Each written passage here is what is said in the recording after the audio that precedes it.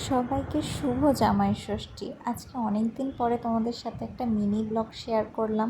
আসলে কাজের চাপে আর হয়ে ওঠে না। তো সকালবেলা জামাই ষষ্ঠী পর্বটা মিটে গেছিলো।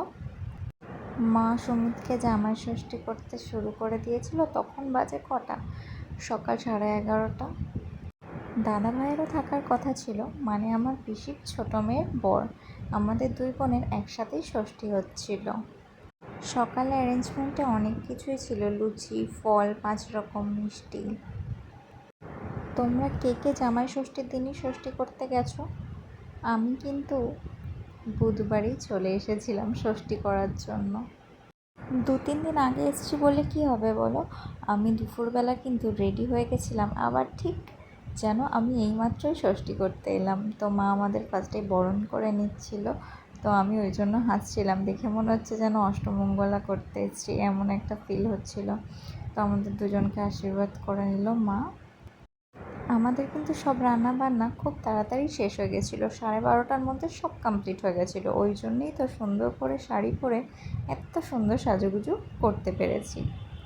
তো চলো তোমাদেরকে দেখাই আজকে কী কী রান্না বান্না হয়েছিল। একটা ছোট্ট ভিডিও ক্লিপের মধ্যে দিয়ে দেখিয়ে দিলাম, আর একটা ফটো তুলেছিলাম, দাঁড়াও তোমাদেরকে দেখাচ্ছি। বলো তো কী কী মেনু ছিল সেদিনকে। এই হচ্ছে 2 জামাই, এটা আমার দাদা ভাই, আর এটা তো আমার বরমশাই, তোমরা সবাই চেনো। আর আমার মা। একটু ফটো তোলাতুলি হচ্ছিল। আমাদের খাওয়ার আগে না, আগে ফটো তুলতে হয়। তো খাওয়া দাওয়ার পরে আমরা কিছু ফটো তোলাতুলি করছিলাম, সেগুলোই তোমাদের সাথে শেয়ার করলাম। এভাবেই কাটলো আমাদের ষষ্ঠীটা, ভালো খারাপ সব মিশিয়ে। কি বলো তো, চলে যায় সব সময়গুলো, আর থেকে যায় স্মৃতি হয়ে। পরের বছর কে কোথায় থাকবে সেটা তো জানা নেই, শুধু থেকে যাবে এই স্মৃতি আর এই গ্যালারি ভর্তি ছবিগুলো আমাদের সাথে। এই যে আমরা দুই বোন। তারপরে আমি তো একটুখানি ছবি টবি তুলে তারপর আবার এসে এত গরম লাগছিল, সব চেঞ্জ করে নিয়েছিলাম।